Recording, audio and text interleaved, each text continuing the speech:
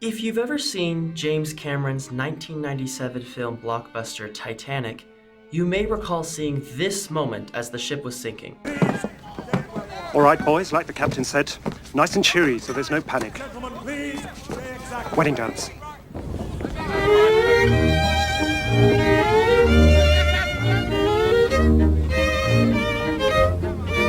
Or maybe...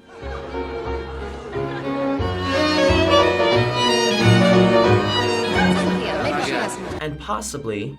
Orpheus.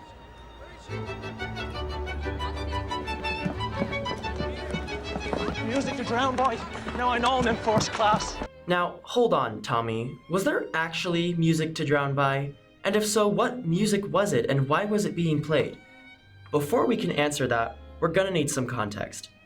Titanic sank in 1912, which lies in a period from 1901 to 1914 known as the Edwardian period, named so after the current King of England, Edward VII. It was a time of new ideas, inventions, and additions to earlier inventions. Shipbuilding as a whole exploded during this period, with ships going from tiny vessels that could carry only a few hundred passengers to superliners capable of traveling across the Atlantic in under a week with thousands of passengers and crew on board. Socially, the Edwardian period was a time of change as well, with music in particular evolving during this period, with small bands and orchestras performing in places like parks and venues, and the popularization of genres like ragtime and jazz. Shipping lines, particularly Cunard and White Star, capitalized on the idea of having bands on their ships and hired many musicians from across Europe to entertain the passengers as they ate, lounged, and walked around the ships. This not only provided the passengers with extra luxury, but also served to advertise the ships and the shipping lines as well. Typically, music would be played for the first and second class passengers in the lounges, saloons, and public spaces aboard, which provided entertainment and comfort to passengers, similar to how music is played in restaurants and venues today. Aboard Titanic specifically, there was an octet split into a trio and quintet, which played for the first class passengers. The trio, led by violinist George Crins, played in the new Café Parisien adjacent to the enlarged a la carte restaurant on B deck.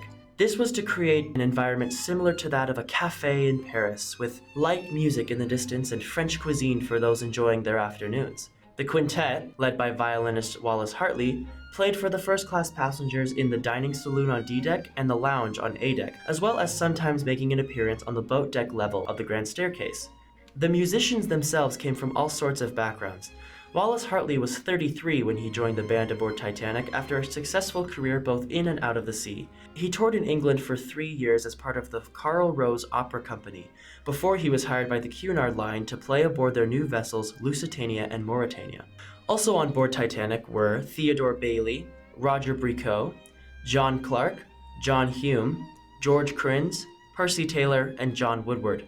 All but two played on other liners. For instance, Bricot and Brayley played on the Carpathia together, and Hume and Woodward were even almost killed on the Olympic when it collided with the battle cruiser HMS Hawke in 1911. During a regular crossing, these men would play the newest and most famous songs of the day, ranging from ragtime to waltzes, hymns, and anthems.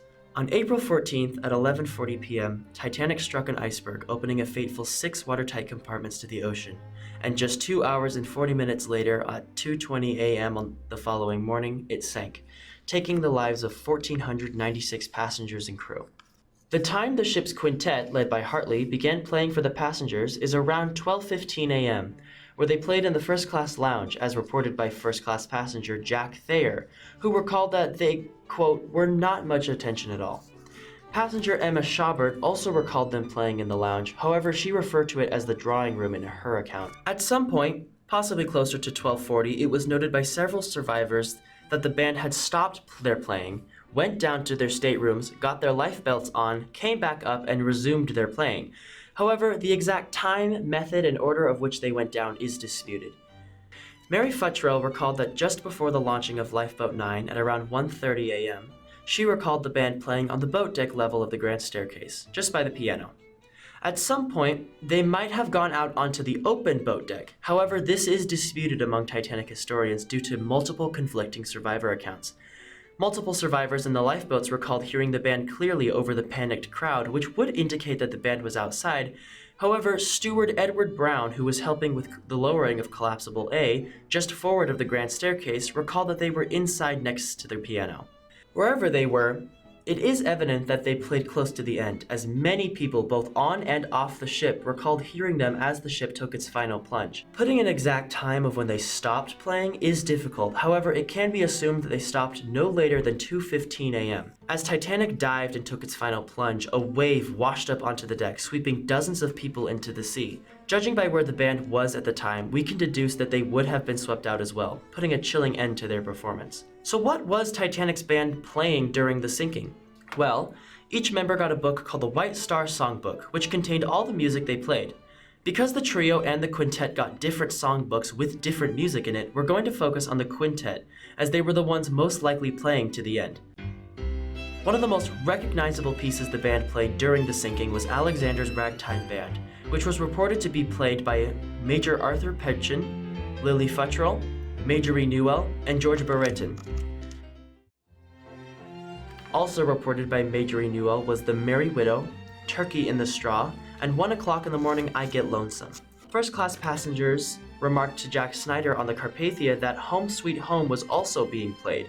Also heard were the Star-Spangled Banner and, quote, selections from the opera and latest melodies of England and America, as stated by survivor Stuart Wilton.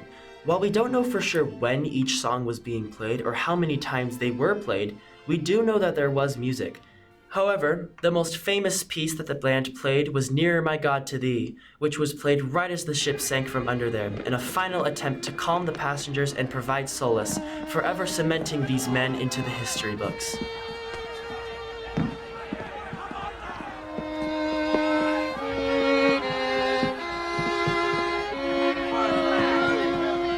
Actually, we don't really know if that was the last song being played. Despite the popular legend that the band played Nearer My God to Thee at the end, another contender for the quote last song has strong evidence behind it. Junior Wireless Officer Harold Bride reported hearing Autumn as he was leaving the Marconi wireless room just forward of the grand staircase, right as the ship took its final plunge. Now, the actual specific Autumn song he was referring to is debated, but the most likely candidate was the French waltz Song d'Automne, which was popular at the time. But he also could have been referring to the American hymn Autumn. Both songs were being played as the ship sank and were found in the White Star songbooks. However, just like we mentioned, Song d'Automne is the higher candidate. Other survivors that recalled hearing Song d'Automne are Jack Thayer and Archibald Gracie, all of which were on the ship right around the final plunge. Despite large amounts of evidence suggesting that the Near My God to Thee was not the last song being played, we do have over a fourth of passengers saying that it was, which is why it's the more historically accepted theory.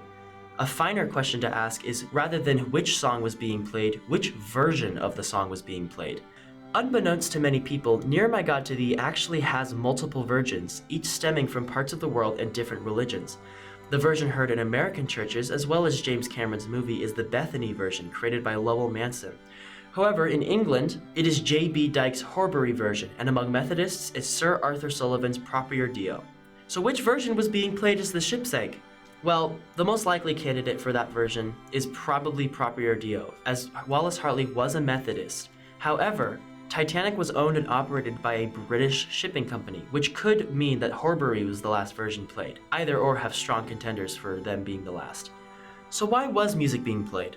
The band must have had orders from the captain to play, as Captain Smith did order other officers to have a light and cheery mindset as to avoid a panic among the passengers. This is reported not just by passengers, but also by officers themselves.